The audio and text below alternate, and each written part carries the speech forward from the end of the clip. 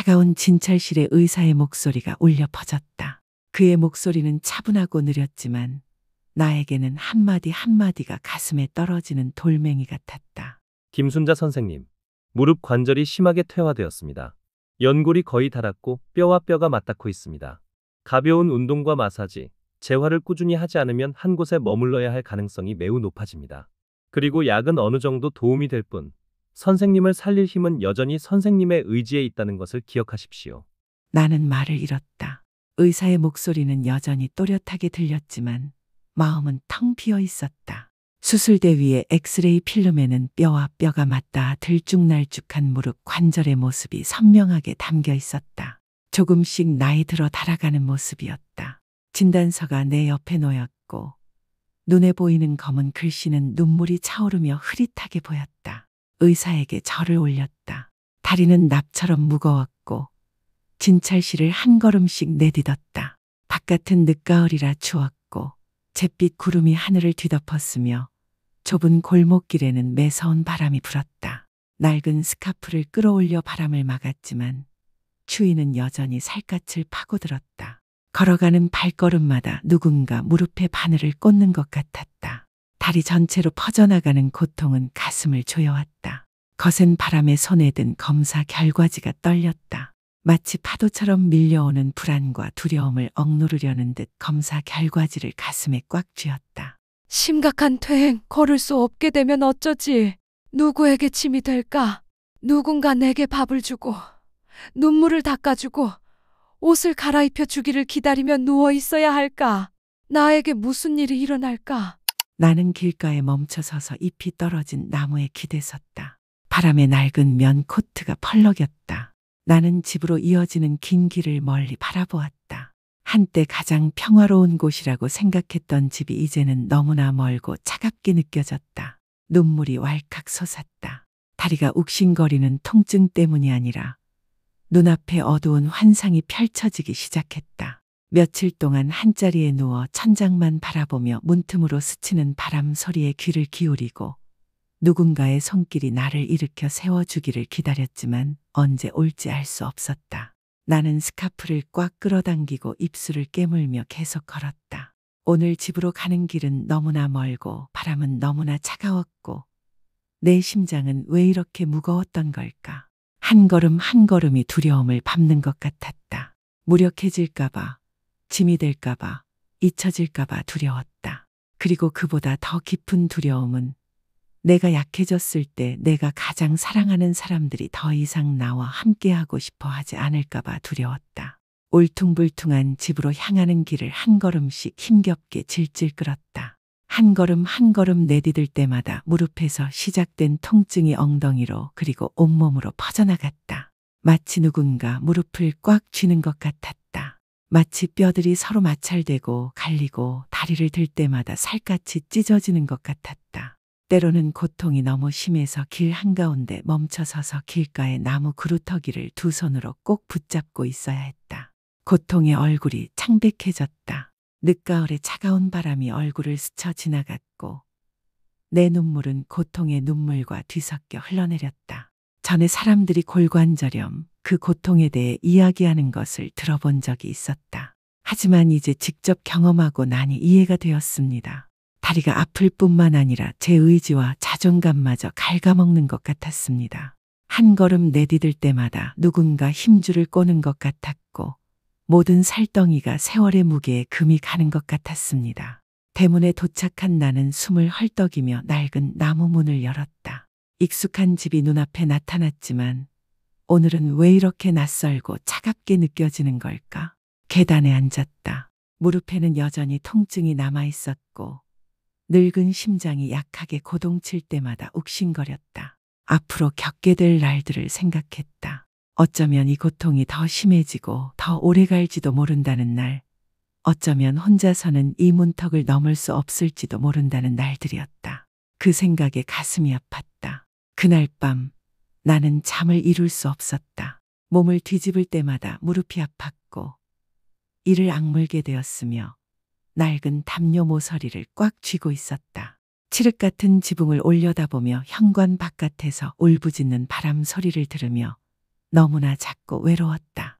육체적인 고통도 나를 괴롭혔지만 더 큰 고통은 시간과 질병 때문에 정상적인 삶의 리듬에서 밀려나는 것 같은 느낌이었다. 두려웠다. 언젠가는 사랑하는 사람들이 나를 동정의 눈길, 더 심한 경우 슬픔의 눈으로 바라보는 것을 두려워하며 미동도 없이 누워 있어야 할지도 모른다는 두려움이었다. 그리고 그 극심한 고통 속에서 나는 걱정하기 시작했다. 내 아들, 내 며느리가 나처럼 늙고 병들고 무력한 엄마를 여전히 품고 싶어 할까? 그날 밤부터 나는 고통과 걱정의 소용돌이 속에 사는 것 같았다. 낮에는 일어나서 마당을 한 걸음씩 걷는 연습을 하고 움직일 때마다 무릎에 느껴지는 따끔거림에 익숙해지려고 애썼다. 밤이 되자 차가운 어둠 속에서 몸을 뒤척이며 기와 지붕을 스치는 바람 소리와 희미하게 울리는 심장 박동 소리를 들으며 가슴은 더욱 무거워졌다. 예전에는 따뜻했던 옛집이 이제는 이상하리만치 텅 비어있는 것 같았다. 차가운 음식 그릇과 젓가락이 부딪히는 다급한 소리, 며느리의 초조한 눈빛, 다른 일을 할 수 있도록 빨리 먹으라고 재촉하는 아들의 목소리, 이 모든 것이 내가 지은 바로 그 집에서 나를 길을 잃은 듯 만들었다. 늦가을 바람이 마른 잎사귀 하나하나를 쓸어 넘기는 작은 마당을 조용히 바라보며 늙음과 병듦이 마치 그 잎사귀와 같다는 것을 깨달았다. 약해져서 바람에 날려가기만을 기다리는 그 잎사귀는 더 이상 아무도 붙잡고 싶어 하지 않았다. 그리고 나는 그것을 아주 분명하게 느꼈다. 날이 갈수록 나를 바라보는 아들과 며느리의 눈빛은 점점 차가워졌고 내가 도움을 요청할 때마다 내뱉는 한숨은 점점 더 잦아졌다. 이 집에 폭풍이 다가오고 있다는 것을, 늙고 병들고 허약한 엄마인 내가 홀로 맞서야 한다는 것을 알고 있었다. 그 진짜로 며칠 동안 나는 한때 익숙했지만 이제는 낯설어진 집에 살고 있는 것 같은 기분이었다. 한때 웃음소리로 가득했던 그 집에는 이제 발소리, 나지막한 한숨, 그리고 내가 조용히 앉아 먹는 차가운 음식들만 남았다. 오후가 되면 나는 아이들이 집에 돌아오기를 기다리며 앉아있다. 밥그릇은 이미 오래전에 식어버렸고 국그릇의 온기는 사라졌지만 나는 여전히 그 자리에 앉아 이름 모를 무언가를 기다리는 듯하다.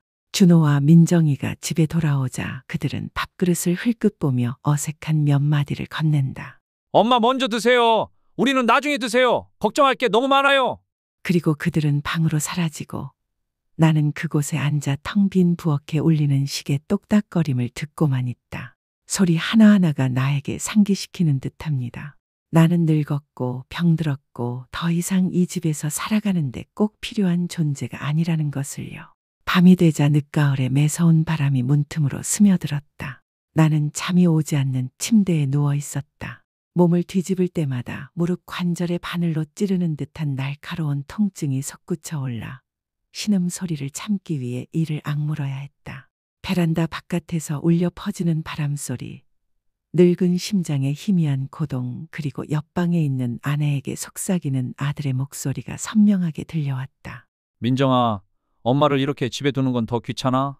나도 피곤하고 넌 하루 종일 일해서 스트레스도 충분히 받았잖아. 엄마한테 요양원에 보내는 걸 이야기해보자. 거기서 제대로 돌봐줄 테니까 우리도 덜 힘들 거야. 민정이 누군가 들을까봐 걱정하는 듯 나긋나긋한 목소리로 대답했지만 동의하는 마음을 숨길 수 없었다. 나도 그렇게 생각해. 사람들이 날 보고 불효자라고 하겠지만 사실 어쩔 수 없어. 엄마를 이렇게 집에 두는 건 언제쯤 고통에서 벗어날 수 있을까? 나는 가만히 누워 눈물로 베개를 적셨다. 뜨거운 눈물 한 방울이 밤의 추위 속으로 녹아내렸다. 무릎의 아픔은 여전히 뜨겁게 느껴졌지만 가슴의 아픔은 그보다 더 날카로웠다. 평생 자식을 위해 희생했던 어머니의 고통이 이제는 자식들이 어머니를 밀어낼 방법을 논의하게 만드는 짐이 되어버린 것이다.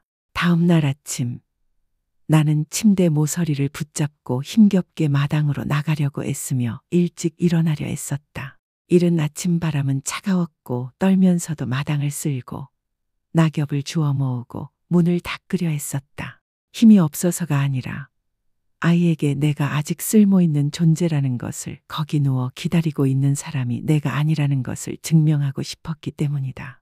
하지만 그때 민정이의 눈빛에는 연민의 기색만 살짝 비치더니 이내 돌아섰고 준호는 말 한마디 할 틈도 없이 황급히 코트를 걸치고 일을 시작했다.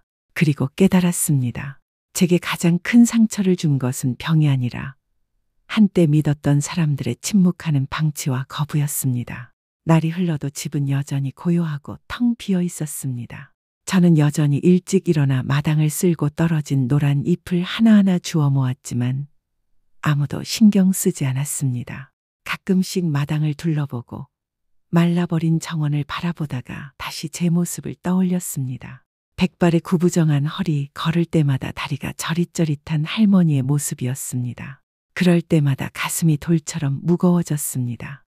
식은 음식, 아이들이 걱정스러운 눈빛으로 인사도 없이 돌아오는 오후마다 마치 이 집의 일상에서 완전히 뒤처진 것 같은 기분이 들었습니다.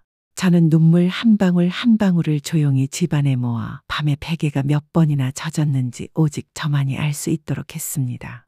그러던 어느 날 밤 겨울바람이 문틈으로 스며들고 무릎에 날카로운 통증이 숨이 막힐 정도로 나를 괴롭혔을 때 나는 침대 가장자리에 앉아 달빛에 비친 창백한 내 모습을 바라보았다. 가슴이 아팠다. 그 순간 고통과 분노 속에서 갑자기 마음 깊은 곳에서 아주 부드러운 목소리가 들려왔다. 더 이상 누군가 나를 구해주기를 기다릴 수 없어. 나 자신 외에는 아무도 나를 구할 수 없어. 창문으로 들어온 희미한 달빛이 내 늙은 얼굴에 반사되었다. 며칠 만에 처음으로 나는 늙고 약해진 기분뿐 아니라 그 눈빛에서 희미한 힘을 느꼈다. 그날 아침 낡은 커튼 사이로 첫 햇살이 막 스며들었을 때 나는 밤새 뒤척이다 눈을 떴다. 무릎 관절의 통증은 여전히 둔탁했고 마치 수천 개의 바늘이 나를 찌르는 듯 아팠지만 더 이상 예전처럼 그대로 누워 견딜 수 없었다. 어지러움에 쓰러지지 않으려고 침대 모서리를 꽉 잡은 채 천천히 일어섰다. 희미한 불빛에 가늘고 떨리는 내 손이 선명하게 비쳐 보였지만 마음속에서는 그 빛과 함께 무언가가 막 깨어났다. 나 자신을 구해야겠다는 생각이었다. 낡은 면 코트를 걸치고 천천히 현관으로 나갔다. 늦가을 아침에 차가운 바람이 얼굴을 때려 뺨이 얼얼하게 만들었지만 예전처럼 움츠러들지는 않았다. 마른 잎들이 어지럽게 널린 작은 마당과 며칠 동안 방치되어 시들어버린 채소밭을 바라보며 잠시 멈춰섰다. 가슴이 쿵쾅거렸다. 심호흡을 하고 현관의 나무 기둥을 붙잡고 다리를 쭉 뻗기 시작했다. 발을 땅에서 떼는 순간 아주 조금만 들어도 무릎에서 엉덩이까지 날카로운 통증이 밀려왔다. 마치 작은 칼이 모든 근육을 베어내는 것 같았다. 이마에는 식은땀이 솟구쳐 관자놀이를 타고 흘러내렸다. 나는 이를 악물고 눈을 감고 말했다. 김순자, 힘내세요. 나 자신 외에는 아무도 나를 구할 수 없어요. 날마다 작은 동작 하나하나를 끈기 있게 연습했습니다. 처음에는 스트레칭만 하다가 나중에는 마당을 한 바퀴 돌았습니다. 어느 날 마당 한가운데에 넘어져 무릎이 퉁퉁 붓고 바지는 무릎 부분이 찢어지고 붉은 피가 흘렀습니다. 차가운 땅에 주저앉아 숨을 헐떡이며 눈물을 흘렸습니다. 하지만 소리를 지르거나 부르지 않았습니다. 셔츠 자락으로 피를 닦고 몸을 일으켰습니다. 손은 흙과 긁힌 상처로 뒤덮였지만 마음은 가벼워졌습니다. 스스로 일어선 것 같았습니다. 정오, 기와 지붕 사이로 햇살이 쏟아지자 베란다에 의자를 끌어다 놓고 무릎을 주무르며 스트레칭 횟수를 세어보았습니다. 한 번은 폭풍 우에 쓰러진 콩나무 격자를 다시 세우느라 집 뒤편에서 대나무 가지를 주워 모으기도 했습니다. 민정이가 지나가다 나를 보더니 고개를 저으며 한숨을 쉬었다. 왜 그렇게 열심히 일하다가 스스로를 괴롭히니? 하지만 나는 대답하지 않았다. 그저 밧줄을 꽉 잡은 채 속으로 생각했다. 아이들에게 보여주기 위해서가 아니라 나 자신을 위해서 하는 거야. 매일 아침 대나무 울타리에 참새 울음소리가 울려 퍼지면 나는 마당으로 나가 몇 바퀴 더 걷는 연습을 했다. 처음에는 마당을 한 바퀴 돌다가 집 앞 작은 흙길을 따라 걸었다.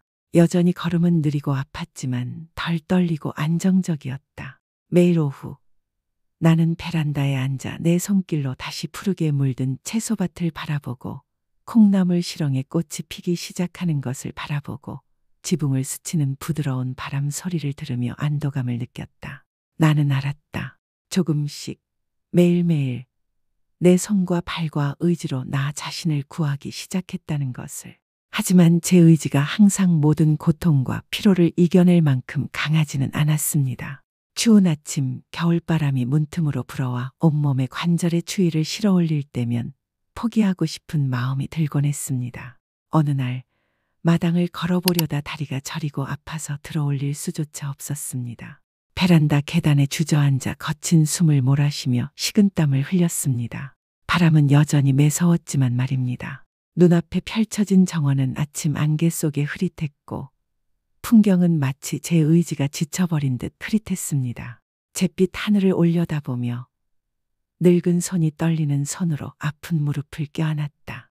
그 순간 안타까운 생각이 스쳐 지나갔다. 어쩌면 내 힘이 이 정도밖에 안 되는 건지도 모른다. 그런데 어디선가 대나무 울타리 옆에서 참새가 지저귀는 소리, 낡은 기와 지붕을 스치는 바람 소리, 구름 사이로 스며든 가느다란 햇살이 내가 앉아있는 현관 계단을 비추고 있었다. 고개를 들어 그 햇살을 바라보자 심장이 조금 더 빨리 뛰었다. 여기까지 왔는데 왜 넘어진 걸까? 떨리는 손을 꽉 쥐고 현관 기둥을 붙잡고 일어서려고 애썼다. 모든 움직임이 여전히 아프고 따끔거렸지만 더 이상 두렵지 않았다. 나는 안다. 가장 포기하고 싶을 때 바로 그때가 우리가 가장 일어서야 할 때라는 것을. 그날 아침 하늘은 여전히 잿빛 구름으로 뒤덮여 있었고 북동 계절풍이 문틈으로 불어들어와 구겨진 커튼이 썩은 나무 틀에 펄럭였다. 나는 낡은 면 코트를 입고 매일처럼 떨리는 손으로 마당으로 나갔다. 꼭 해야 한다고 스스로에게 말했던 걸음걸이들을 연습하려 했었다. 하지만 오늘은 다리가 돌처럼 무거웠다. 마당을 몇 걸음만 돌아도 무릎 통증이 그 어느 때보다 심해졌다. 마치 날카로운 칼날이 살갗을 파고드는 듯 뼈 하나하나가 서로 부딪히고 짓눌리는 것 같았다. 다리는 더 이상 말을 듣지 않고 떨다가 무너져 내렸다. 나는 현관 계단에 주저앉았다. 온몸은 식은땀으로 뒤덮였고 숨은 가빠졌으며 가슴은 아팠다. 눈앞에 익숙한 마당이 눈물로 뒤덮인 커튼 뒤로 흐릿하게 보였다. 매일 애써 가꾸던 채소밭은 아침 안개에 어두워졌고 방금 묶은 어린 콩덩굴은 바람에 흔들리는 내 의지처럼 흔들렸다. 가늘고 떨리는 내 손을 바라보니 수없이 넘어지고 스스로 일어서려 애쓰느라 긁힌 듯 눈물이 쉴 새 없이 흘러내렸다. 아니면 어쩌면 내 힘이 다한 건지도 모른다. 그 생각이 스쳐 지나갔다. 연약하지만 칼날처럼 날카로워 내 안의 마지막 믿음의 실을 끊어버릴 듯 위협했다. 어깨를 풀고 차가운 바람이 손가락 사이사이 얼굴의 주름살 사이로 스쳐 지나가도록 내버려 두었다. 마당 한가운데서 사라지기만을 기다리는 누렇게 변한 나뭇잎처럼 내 자신을 바라보았다. 그런데 그 어두워 보이는 순간 대나무 울타리 옆에서 참새들이 지저귀는 소리가 들렸다. 작은 새의 목소리였지만 이상하리만치 또렷했고 내가 들어본 어떤 아침 소리보다도 컸다. 새들이 서로 지저귀는 소리, 마른 나뭇잎을 스치는 바람 소리, 그리고 두꺼운 구름 사이로 스며드는 가느다란 햇살이 내가 앉아있는 현관 계단을 비추고 있었다. 고개를 들어 올려 위를 올려다보았다. 햇살이 눈물로 가득 찬 눈에 비쳐 추위에 얼어붙은 내 뺨을 따뜻하게 녹여주었다. 그 햇살을 바라보자 심장이 쿵쾅거렸다. 안 돼. 여기까지 왔는데 어떻게 넘어질 수 있겠어? 병들기 전에 넘어진 적도 고통 전에 넘어진 적도 없는데 왜 나 자신보다 먼저 포기해야 하지? 현관 기둥 끝을 꽉 잡고 일어서려고 애썼다. 다리는 여전히 욱신거리고 떨렸지만 일어섰다. 숨쉬기가 여전히 가빴지만 더 이상 두렵지 않았다. 어젯밤 내린 비가 여전히 곳곳에 묻어있는 마당을 천천히 하지만 굳건하게 걸어갔다. 누군가에게 보여주기 위해서도 무언가를 증명하기 위해서도 아니었다. 스스로에게 알리기 위해서였다. 나는 포기하지 않았다. 더 이상 힘이 없다고 생각될 때에도 일어섰다. 오후가 저물고 작은 정원 위로 햇살이 사라지자 나는 베란다에 앉아 낡은 기와 지붕을 스치는 바람 소리에 귀를 기울이고 바람에 흔들리는 어린 콩나무 격자를 바라보았다. 그 어느 때보다 가벼워진 기분이었다. 적어도 오늘은 나 자신을 정복한 듯했다. 그날 아침 지쳐 일어서려고 애썼던 그 순간부터 내 마음은 갑자기 새로운 빛으로 환해졌다. 매일 아침 나는 여전히 마당에 나가 집안을 작은 걸음으로 걷는 연습을 하고 아픈 발을 마사지했다. 하지만 예전과 달리 더 이상 두려움이나 슬픔에 잠겨 걷지 않았다. 한 걸음 한 걸음은 여전히 떨리고 따끔거렸지만 한 걸음 한 걸음 내디딜 때마다 더욱 차분한 숨결이 느껴졌다. 콩나무 격자를 다시 쌓고 채소밭을 만들 흙을 쌓고 베란다에 잡초를 뽑을 때마다 마치 내 마음이 씻겨 내려가는 듯 내 손 아래서 자라나는 푸른 새싹들과 함께 서서히 다시 태어나는 듯했다. 누군가 나를 봐주길 기다리지도 누군가 나를 칭찬해 주길 기대하지도 않습니다. 오직 저 자신을 위해서 매일매일이 더 이상 병에 갇힌 날이 아니라 조금씩 삶을 위해 싸우는 날이 되도록 말입니다. 그리고 저는 압니다. 그 느린 발걸음에서 척박한 땅에 떨어지는 땀방울에서 저는 제 자식들과 손주들의 가슴에 큰 소리로 말하지 않고도 교훈을 심기 시작했습니다. 포기하고 싶었던 그 아침 이후 저는 스스로에게 말했습니다. 계속 나아가야 한다고. 아무리 느리고 고통스럽더라도 모든 발걸음은 여전히 승리입니다. 그리고 저는 정원의 어린 새싹들이 여러 날 동안 시들다가 이제 제 손 아래서 푸르게 자라듯이 조금씩 되살아나기 시작했습니다. 매일 아침 낡은 면 코트를 걸치고 현관 가장자리를 붙잡고 마당을 걷는 연습을 했습니다. 처음에는 몇 바퀴만 돌았고 그 다음에는 골목길까지 몇 걸음 더 걸었습니다. 차가운 바람이 불어오자 다리는 여전히 아팠지만 예전처럼 쓰러지지는 않았다. 고통을 참고 심호흡을 하고 한 걸음 한 걸음을 세는 법을 배웠다. 발이 땅에서 떨어질 때마다 의지는 조금씩 더 강해졌다. 집 뒤뜰 정원도 달라졌다.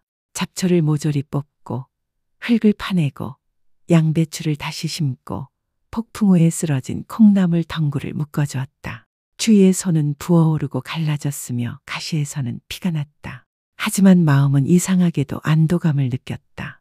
여전히 일하고 여전히 나 자신을 돌볼 수 있다는 것을 알았기 때문이다.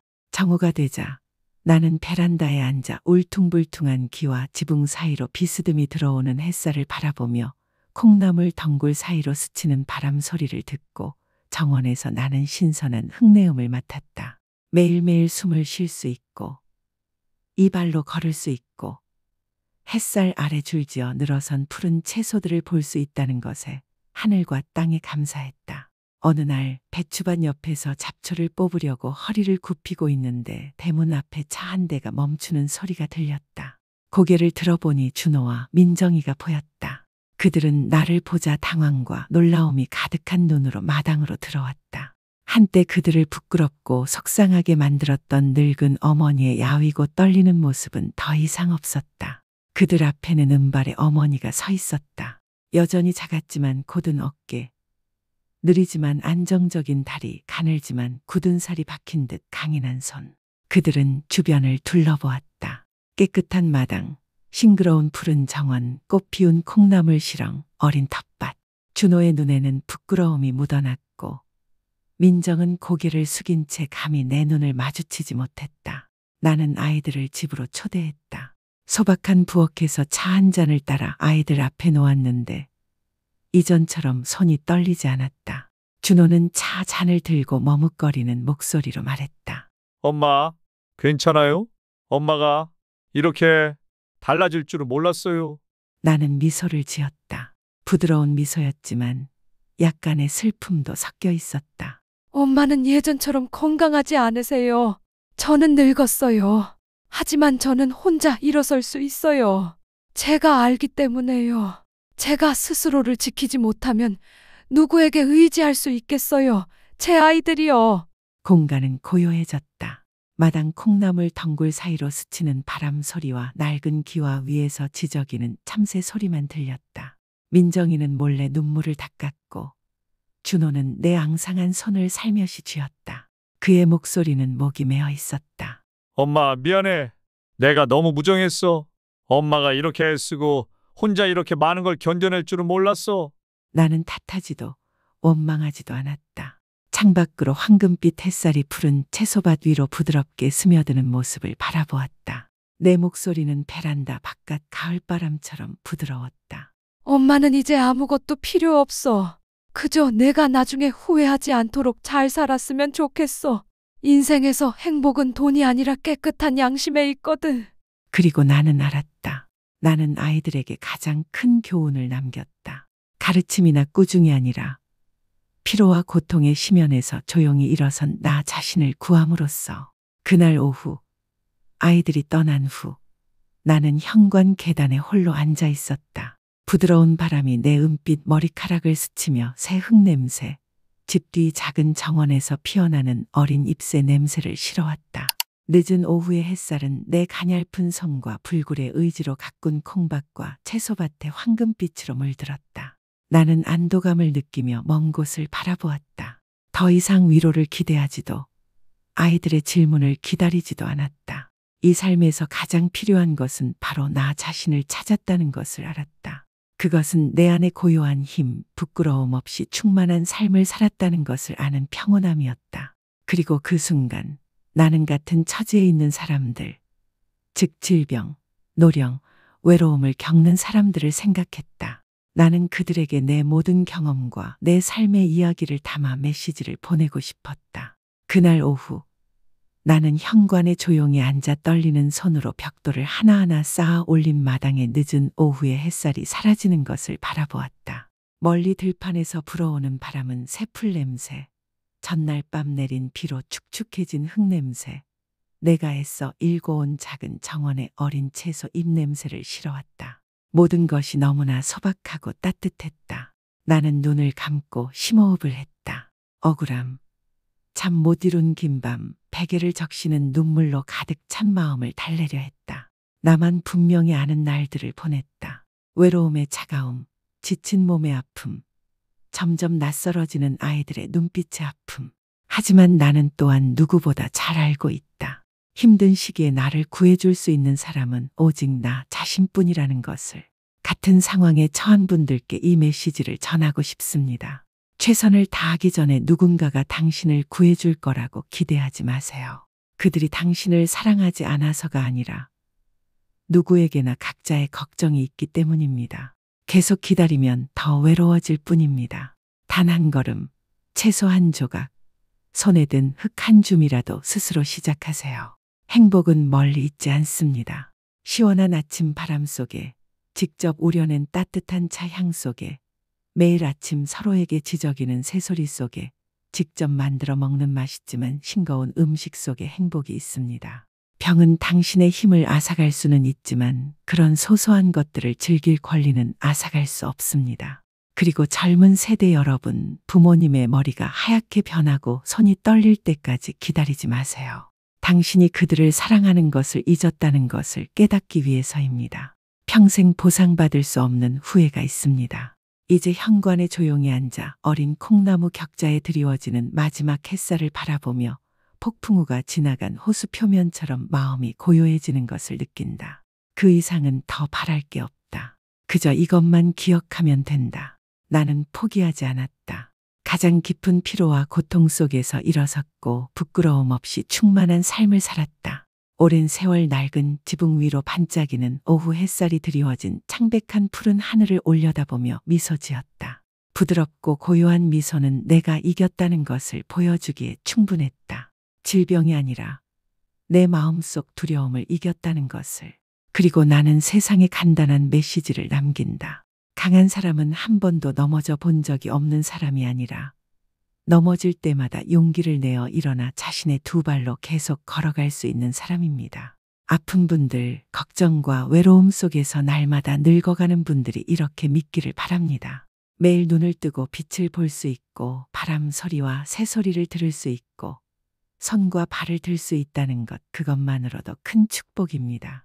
병 때문에 두려움에 갇히지 마세요. 늙음 때문에 삶을 포기하지 마세요. 아주 사소한 것부터 자신을 사랑하세요. 걸을 수 있는 발과 일할 수 있는 손을 소중히 여기세요. 시원한 바람 한 줄기, 아침 햇살 한 방울, 손수 만든 소박한 음식 한 끼를 즐기세요. 그것이 바로 힘과 기쁨이며 병이 앗아갈 수 없는 유일한 것이기 때문입니다. 그리고 무엇보다도 자신을 쓸모없다고 생각하지 마세요. 끊임없이 노력하는 당신은 이미 가장 용감한 사람입니다. 이 글을 읽는 분들께 마지막으로 한 가지 더 기억해 주셨으면 하는 것이 있다면 바로 이것입니다. 남과 자신을 비교하지 말고 좋은 일을 기대하다가 실망하지 마세요. 사람마다 운명이 다르고 어려움도 다릅니다. 가장 중요한 것은 나이도 병의 심각성도 아니라 마음으로 어떻게 이겨내느냐입니다. 우리가 아직 숨 쉬고 우리 자신을 위해 무언가를 하고 있다는 것을 소중한 선물로 여기세요. 스스로에게 물어보세요. 오늘 나는 나 자신을 구했는가? 오늘 나는 가치 있는 삶을 살았는가? 그리고 이 질문들에 답할 수 있다면 아무리 몸이 지치고 병이 오래 가더라도 우리의 마음은 바람처럼 가볍고 하늘처럼 평화로울 것입니다. 아직 건강하고 다리가 튼튼하고 손이 빠른 분들께 전하고 싶은 말씀이 있습니다. 몸이 지칠 때까지 건강을 돌볼 생각을 하지 마세요. 아직 건강할 때 소중히 여기세요. 마당을 몇 바퀴 돌거나 집 밖으로 몇 걸음만 나가도 매일 걷는 습관을 들이세요. 검소하게 먹되 영양소는 충분히 섭취하고 게으름이나 해로운 일로 몸이 지치지 않도록 하세요. 삶에서 행복을 유지하세요. 주변 사람들과 이야기를 나누고 책 한 페이지를 읽고 꽃이 피는 것을 바라보세요. 그리고 무엇보다도 걱정과 원망으로 마음을 짓누르지 마세요. 가벼운 마음, 소박한 생활 방식, 절대 포기하지 않는 의지, 이것이 질병을 예방하는 가장 효과적인 방법입니다. 그러면 노년이 짐이 아니라 평화로운 여정이 될 것입니다.